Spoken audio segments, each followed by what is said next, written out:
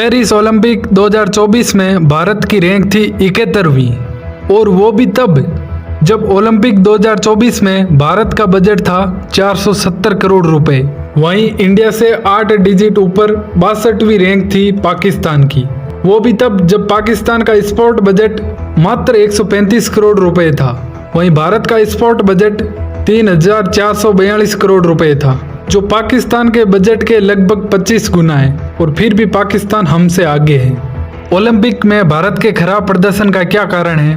Bharat Olympic गेमों में इतना पिछड़ा हुआ क्यों है? कब तक सिर्फ दिल जीतते रहेंगे? भारत के 117 खिलाड़ी इस बार पेरिस ओलंपिक 2024 में हिस्सा लेने पहुंचे थे।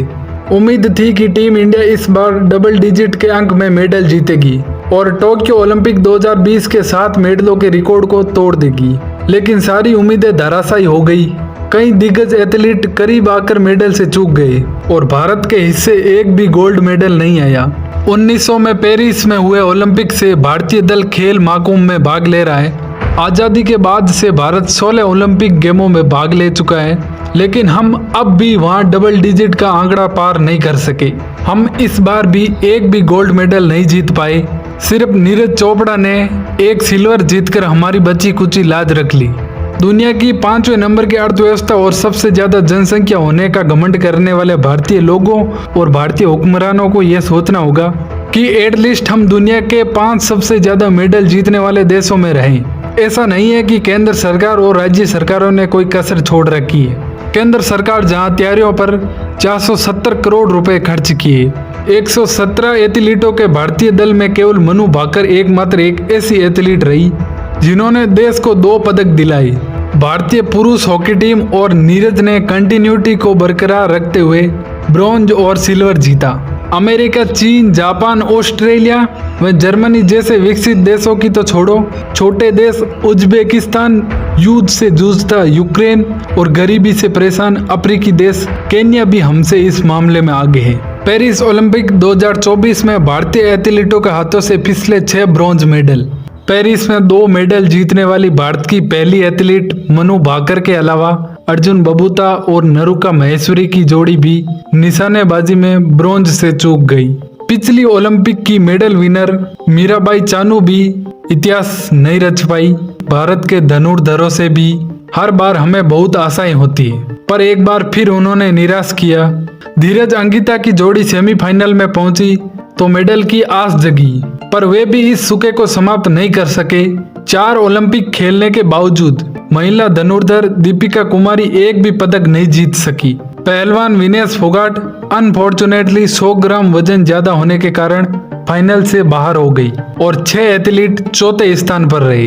कई एथलीट तो ऐसे हारे जैसे पहली बार खेलने उतरे हो। इस बार मेडल के मुख्य दावेदार लक्ष्य सेन भी आखिरी समय में भटक गई।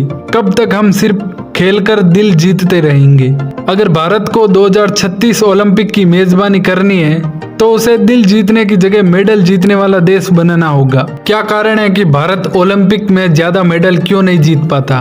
लोग कहते हैं कि हम 140 करोड़ आबादी वाले देश हैं, फिर भी हम 6-7 मेडल तक ही जीत पाते। देखिए, आबादी और मेडल का कोई रिलेशन नहीं है। सब कुछ इस बात पर निर्भर करता है कि आपके देश में स्पोर्ट कल्चर कितना ऊंचा है अन्य देशों की तुलना में।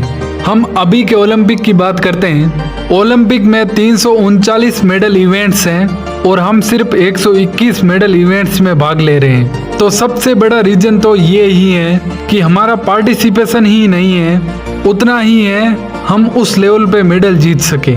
सबसे ज्यादा मेडल आते हैं वो स्विमिंग, एथलेटिक्स और जिम्नास्टिक, और हम इन तीनों जगहों से गायब हैं। हम वहाँ हैं जहाँ सबसे ज्यादा मुकाबला होता है। बॉक्सिंग, बैडमिंटन, रेसलिंग, यहाँ मेडल सिर्फ 1-2 हैं जिन्हें जीतना बहुत ही मुश्किल है। इंफ्रास्ट्रक्चर और ट्रेनिंग की कमी। हमारे देश में एक के बाद एक क्रिकेट स्टेडियम बनते हैं, लेकिन बाकी खेलों के लिए कोई इंफ्रास्ट्रक्चर नहीं है, और 1-2 हैं भी तो वो भी पब्लिक के लिए एक्सेस नहीं है। ऐसे में टैलेंट आएगा कहाँ से? स्कूल, वहाँ पढ़ाई अच्छे से हो नहीं पा रही है। खेल के पीरियड में टीचर हमको मैथ्स पढ़ाने आ जाते हैं। जहाँ बारिश में सरकारी स्कूलों की छत से आज भी पानी आ रहा है और बच्चों के लिए बेसिक फैसिलिटी का अभाव है, और आज तक किसी को नहीं पता है कि लाइब्रेरी के पैसे कौन खा जाता है। वहाँ स्पोर्ट्स कल्चर डेवलप करना बहुत ही मुश्किल काम है।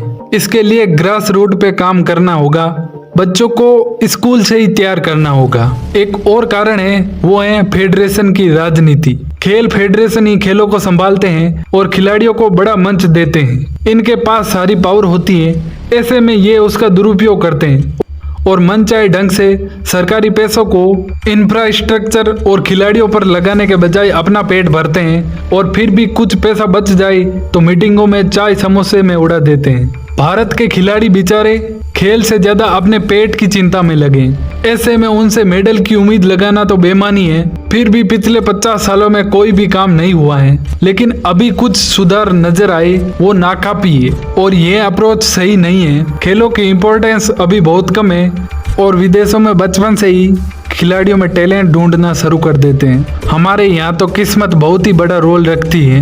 देर सवेर मीडिया स्टेट लेवल खिलाड़ियों के फटे हाल दिखाता रहता है, जिससे बहुत सारा यंग टैलेंट खेलों में जाने की बजाय डॉक्टर, IAS और इंजीनियरिंग की तैयारी करते हैं। और एक तो ये 4 साल में एक बार होते हैं, दूसरा सिवाय क्रिकेट के दूसरे खेल बहुत ही कम लोकप्रिय हैं। IPL में जिस तरह बड़ी बड़ी प्राइवेट कंपनीज हैं, ओलंपिक खेलों के लिए ऐसा कुछ नहीं है। हमें चाइना और अमेरिका की तरह वो इवेंट्स टारगेट करने होंगे जहां से ज़्यादा मेडल निकले, जैसे स्विमिंग, और अपने एथलेटिक्स को वर्ल्ड लेवल पर तैयार करना होगा।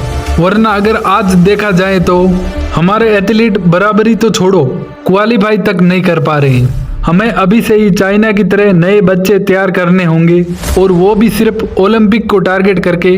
बदलाव है लेकिन बहुत ही धीमा है और इस गति से काम नहीं चलेगा। हमें अपने खिलाड़ियों को और ज्यादा सपोर्ट करना है और ज्यादा उनके खेलों को देखना है, ताकि वो खेल पॉपुलर हो और जिससे लोगों की उसमें रुचि बढ़े और लोग खेलना शुरू करें। और जिन खिलाड़ियों ने मेडल जीते हैं, मैं उनको अपनी तरफ से बधाई और शुभकामनाएं देता हूँ। जय हिंद, जय भारत, वंदे मातरम।